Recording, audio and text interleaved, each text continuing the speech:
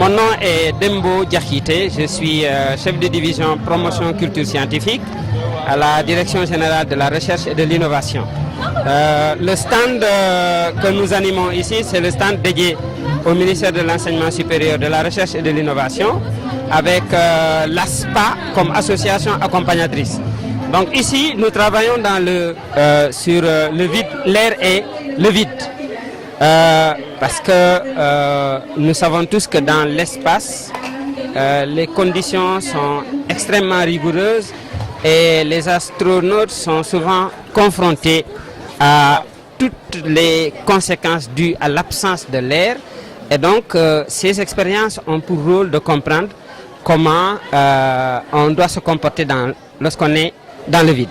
La première expérience, c'est juste de pouvoir gonfler un ballon sans souffler de l'air dedans en utilisant simplement de l'air.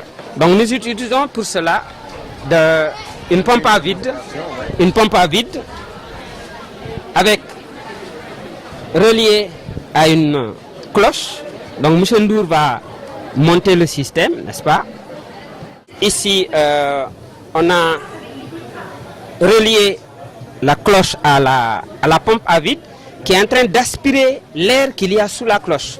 Et vous voyez, si vous regardez le ballon, il est en train d'augmenter de volume. Ça s'explique par le fait que au départ, il y avait de l'air sous la cloche. Cet air exerce une pression sur le ballon. D'accord? Et c'est ça qui lui donnait ce volume-là. Si nous retirons cet air, vous savez que tous les gaz ont une propriété qui est l'expansibilité. Donc le gaz qui est contenu dans le ballon va avoir tendance à occuper tout le volume qui lui est offert. Et c'est pour cette raison que le ballon gonfle. Et là, nous n'avons pas ajouté de gaz. Nous avons fait simplement que de diminuer le volume, de diminuer la pression au-dessus du ballon. Voilà. Donc c'est l'une des propriétés du vide. Le premier astronaute qui a tenté de sortir d'une navette, il était confronté justement à ce problème. Il s'appelle Leonov. Quand il a quitté la navette pour aller contempler la Terre en dehors de la navette, bien qu'il soit dans sa combinaison, ça a commencé à grossir. Parce que là, nous évoluons dans le vide. D'accord? Et c'est ce qui l'a empêché de rentrer de nouveau dans la navette. Il a fallu énormément de dextérité à son camarade qui est resté dans la navette pour le remettre encore dans la navette. Et quand il est arrivé, il était presque évanoui. Donc c'est la première expérience de l'homme dans l'espace et la première confrontation qu'il a eue avec le vide. Donc voilà. Alors là, il suffit que je retire pour que ça revienne à l'état initial. Parce que l'air, vous voyez, l'air est en train d'entrer ici. D'accord? Voilà.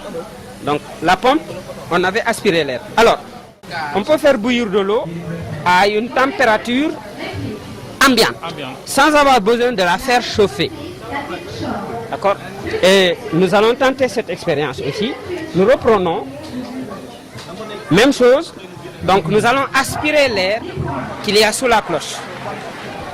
Et nous allons progressivement voir les bulles apparaître à l'intérieur de l'eau. Donc c'est ici que ça va se passer. Donc on attend quelques minutes et nous allons voir.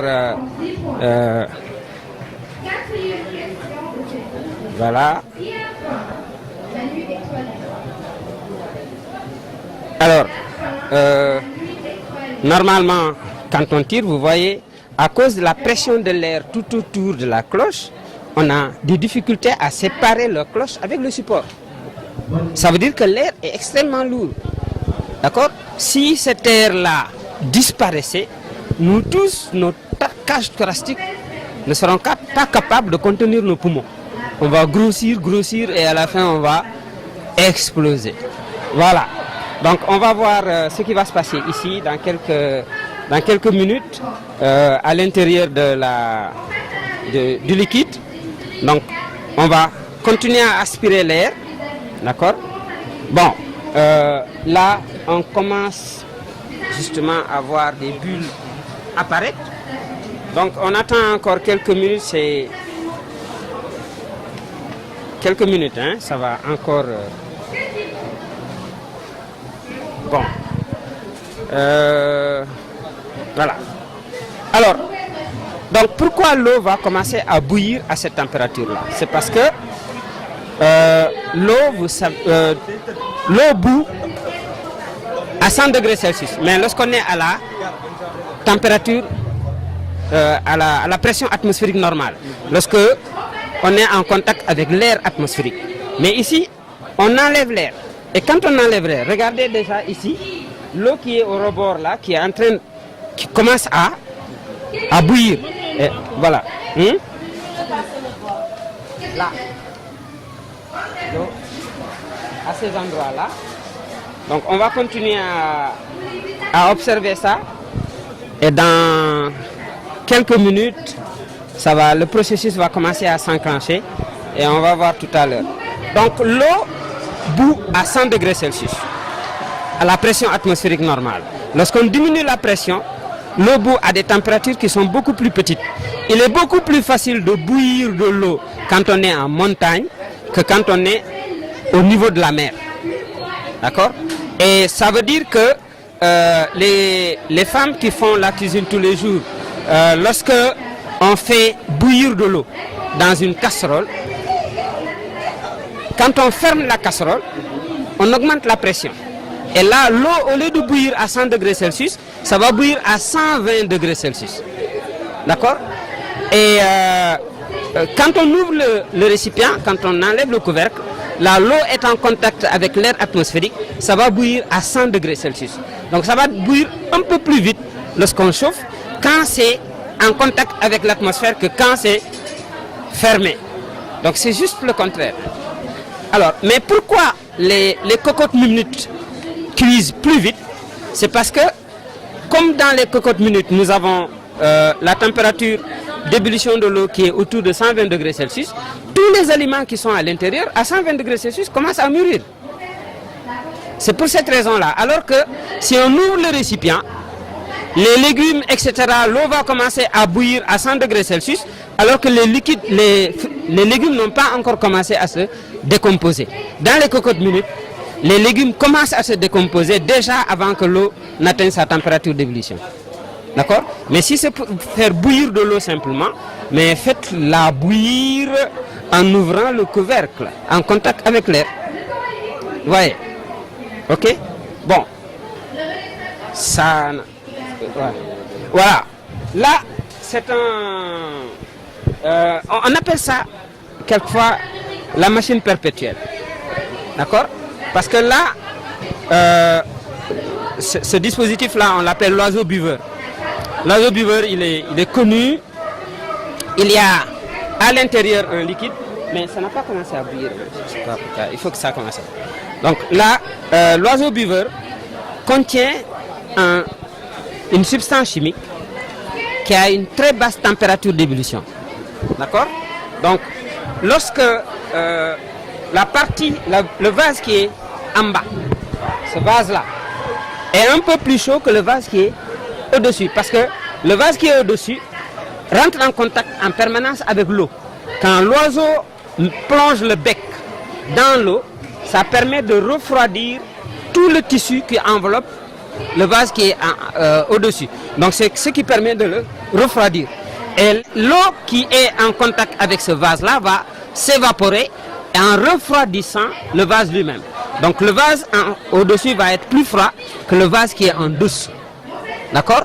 Donc le liquide à l'intérieur de l'oiseau va chaque fois remonter pour aller vers le vase qui est en haut. Et quand le vase qui est au-dessus est rempli, l'oiseau bascule.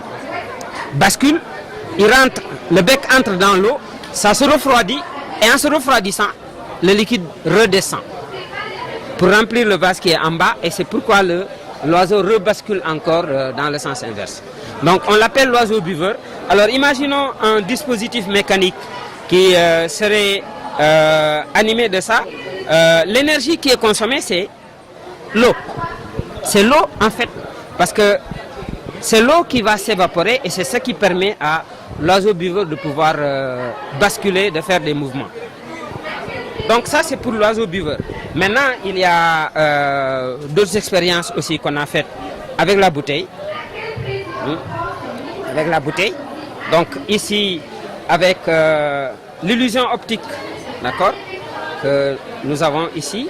Et il y a également des expériences sur le magnétisme que nous n'avons pas eu le temps de dérouler, d'accord, parce qu'il y en avait beaucoup et donc il fallait limiter le nombre d'expériences.